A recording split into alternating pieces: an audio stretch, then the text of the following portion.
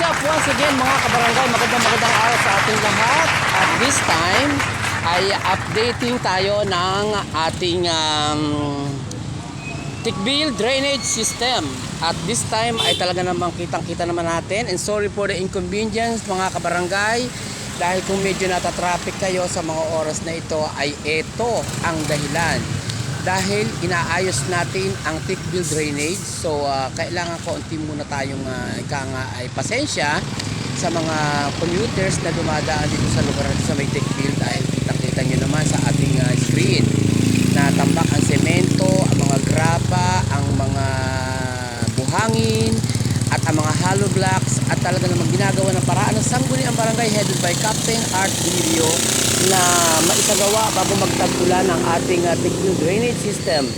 At talaga namang kailangan dyan sa mga lugar na iyan ay malagyan ng drainage or malaking tubo para ang baha pagdating ng tag-ulan ay hindi ma-stuck dyan. At talaga namang kitang-kita nyo naman yung kahabaan na yan na talaga namang binakbak ng ating mga functionaries at ang mga hollow blocks ay tambak, at talagang inaayos na ang ating Tikbil drainage system. At pagdating ng tamang panahon ng tag-ulan ay hindi na mamumroblema ang ating mga residente na nagko-complain kung bakit laging bahari yan. Ilang taon na nakakaraan ay talagang palagi ng baha sa lugar na yan. So kailangang makumpuni yan at maisagawa ng Sangguniang Barangay at ng ating mga functionaries ang ating drainage system na nag-uugnay upang maganda ang ating pagdaloy ng ating mga sasakyan. At yung hinukaya na yan na nakikita nyo may tubo ng ating Tanawan Water District ay medyo nag-leak pa ng konti dahil nadali ng konti ng ng bako. Siyempre hindi natin may iwasan at aksidenteng nadali, dahil nga inaayos naman, huwag kayo mainip at inaayos naman. At kagaya nga ng sinabi ko before sa aking mga vlogs na ang Palele Central Water Works and Sewerage System ay gumagawa ng paraan para maipadaloy hanggang Kanluran ang tubig at mabuksan na ang ating tangke doon sa may likod ng what we call this ng ating Balele Gym. At pag nabuksan na yun at nalinis at natapos na yung mga drainage na yan, maaayos na ang ating takbo ng tubig at ang ating pagdaloy ng mga sasakyan. At dyan tayo kay Kuya Bido, ayan sa tapat na yan, kitang-kita nyo naman at talaga ng mga pinalitan ang mga linya ng tubig para wala nang mag-leak at walang masayang na tubig sa ating pang-araw-araw na pangangailangan.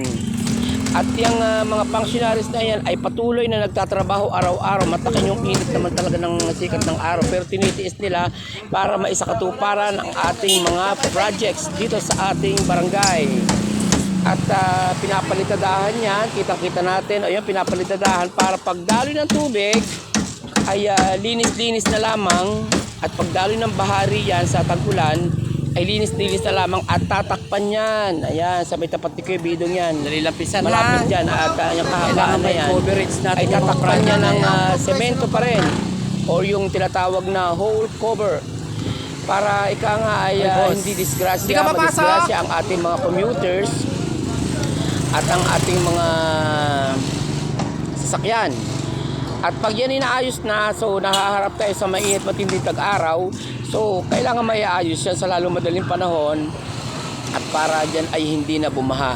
So wag lang kayong mainip mga kabarangay, at darating tayo sa puntos na ay maginhawa na ang pagdalo ng sasakyan, pati ang mga commuters ay hindi na mahihirapan dahil project din yan at sakop din yan ng project na road widening.